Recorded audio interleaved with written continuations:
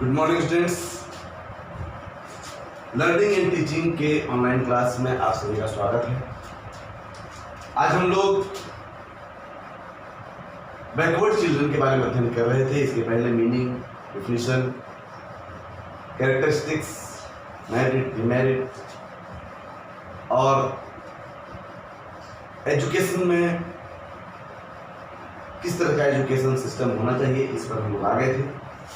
Backward children का अध्ययन करते समय पिछड़े बच्चों का अध्ययन करते। पिछड़े बच्चों का अध्ययन एक इम्पॉर्टेंट टॉपिक है जो कि एग्जाम में बार बार पूछता है।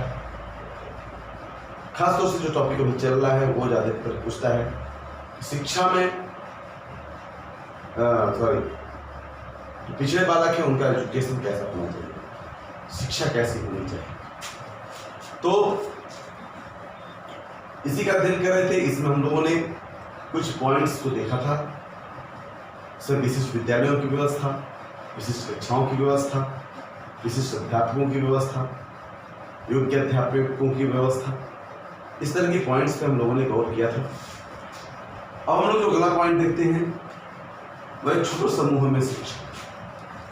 जो छात्र होते हैं उनके मनोवैज्ञानिकों का मानना है कि इनके जो संख्या होनी चाहिए क्लास में बहुत कम होनी चाहिए। बहुत ज़्यादा बच्चों के साथ रख करके शिक्षण कार्य नहीं किया जाना चाहिए। नहीं, ऐसे बच्चों पे पर्टिकुलर एक एक व्यक्तियों पे, एक एक बालकों पे हम अच्छे से ध्यान नहीं दे सकते और उनके पिछड़ेपन के कारणों को नहीं जान सकते और ऐसे समय पर हम उनके समस्याओं का समाधान नहीं कर सकते। इसलिए मनोवैज्ञानिकों का मानना है कि बैकवर्ड जो क्लासेस है, तो पिछड़े बच्चों का कक्षाएं हैं, उन कक्षाओं में 20 से ज़्यादा छात्र नहीं होने चाहिए।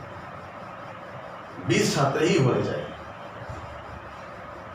अगला है विशिष्ट पाठ्यक्रम, स्पेशल करिकुलम।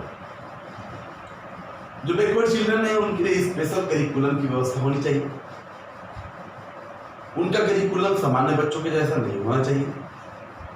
उनके करिकुलम में, उनके पाठ्यक्रम में शारीरिक शिक्षा, मानसिक शिक्षा के साथ साथ करके सीखने वाले कार्य ज़्यादा होने चाहिए। वर्क एक्सपीरियंस वाले वर्क ज़्यादा होने चाहिए, एजुकेशन ज़्यादा होनी चाहिए, जिससे कि वह किसी भी चीज़ को आसानी से सीख सकेंगे। अगला है अध्ययन के विषय, टीचिंग सब्जेक्ट्स।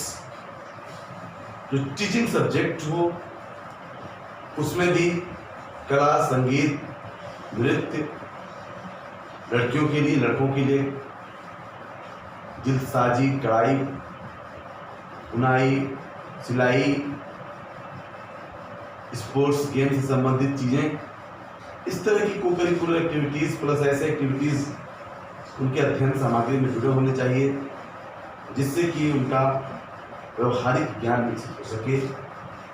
अगला है पॉइंट सांस्कृतिक विषयों की शिक्षा। सांस्कृतिक विषयों की शिक्षा दी जानी चाहिए। अभिनय क्षमता, योग्यता, इन सब चीज़ की शिक्षा दी जानी चाहिए। विशेष शिक्षण विधियों का प्रयोग किया जाना चाहिए। जो टीचिंग मेथड्स हैं, ये टीचिंग मेथड्स इनके थोड़ा स्पेशल होने चाहिए, अलग से होने चाहिए। जैसे सरल से कठिन की ओर छोटे छोटे पार्ट्स में इनको शिक्षा दिया जाना चाहिए। शिक्षण सरल और रोचक हो, इंटरेस्टिंग हो और सरल हो, इजी हो। कम से कम मौखिक शिक्षण ज़्यादा देना चाहिए। मूर्त चिंतन, अमूर्त चिंतन का क्षमता इनके नहीं होता, इसलिए मूर्त ज्ञान देना चाहिए। मूर्त चिंतन से संबंधित ज्ञान देना चाहिए। अर्जित ज्ञान का प्रयोग करना चाहिए।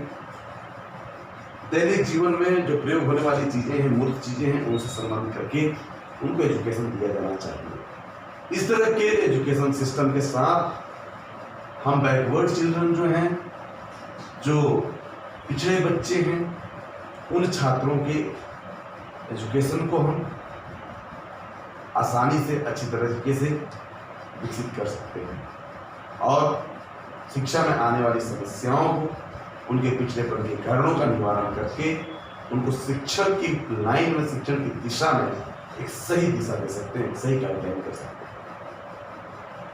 आज के लिए बस इतना ही। नेक्स्ट वीडियो में हम लर्निंग एंड टीचिंग के अंतर्गत ही मंद बुद्धि बालकों के बारे में अध्ययन करें, मेंटल डिसऑर्डर या मेंटल रिटार्डेड चिल्ड्रन के बारे में अध्ययन करेंगे। आज ले सकते हैं।